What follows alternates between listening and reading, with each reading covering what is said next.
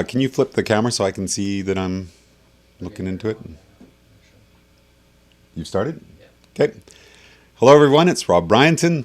This is the Imagining the 10th Dimension chat room. As you can see, we finally got our green screen working today, and we're real happy that that gives us a lot more options now with what we're able to do. So I'll just move over here so you can see what we're looking at. Imagining the 10th Dimension logo in all its glory, along with the helix. Cool. Congratulations, Jason and Ryan, for getting that up finally. And today I'd like to talk about one of the new songs that nobody's heard yet. We've been talking already about the fact that Imagining the 10th Dimension started out as a collection of 26 songs that I wrote a few years ago about the nature of reality.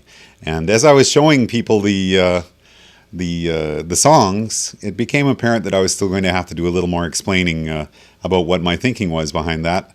So I thought, well, I'll just create a little booklet that'll go with this CD, and then everybody will know what I'm thinking about. And so I ended up then, when I did finally write the booklet, it ended up becoming a book. It ended up becoming a 220-page book called Imagining the 10th Dimension that now if you look at the publisher, Trafford Publishing is now listing this as one of their top sellers. So I guess I can say my top-selling book now. Cool.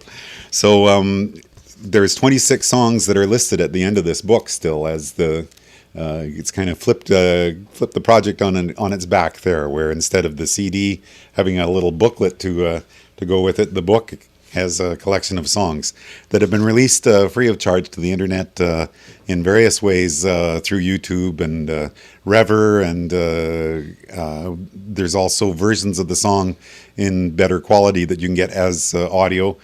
Depending on the number of downloads that have happened, those will be free or starting to cost you a couple dimes or something like that over at Amy Street, which I see Amazon has just invested a bunch of money in. So we're kind of pleased to see that what we jumped on when we first started looking for a place to market these songs is now being jumped on by a number of other major distributors, and I think it's going to be very interesting to see what happens with Amazon now taking over from for some of the promotion and distribution that has been going through Amy Street.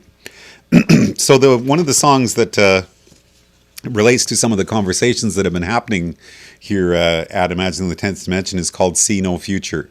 And I've been talking in the past in this room about the fact that when you think about life and life as a process, life can be defined as being interested in what happens next. And sometimes you can see that very clearly in a person who has a real joie de vivre, as they say, whose joy in life makes them fun to be around, makes them interested in getting up in the morning, having excitement about their day. And you compare that with somebody who's trapped into depression or addiction or a negative output on life or outlook on life, and their process will be very different. And when you get back to the very first chemical molecules that first became what we think of as life, then that would be what defines them as well. If it's just a process that has no interest in continuing, you can't really call it life. And when Richard Dawkins talks about genes being a river out of Eden that has selfishly managed to maintain its existence across time and space back to the very first RNA and expressions of molecules that wanted to continue, then that's what we're talking about as well.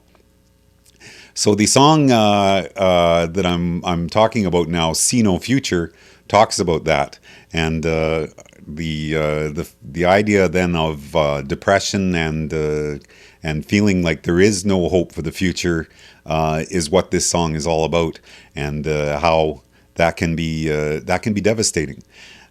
So I see that Jason's got the song ready to go here. So just before we watch it, I just want to make sure everybody understands the 6 songs that are currently available on Amy Street and YouTube, etc., are completely produced songs. They've been multi-track recorded and have a number of instruments layered on top and background vocals and all that stuff. What we're looking at here is just a completely raw performance of me sitting at my old 100-year-old piano in my living room.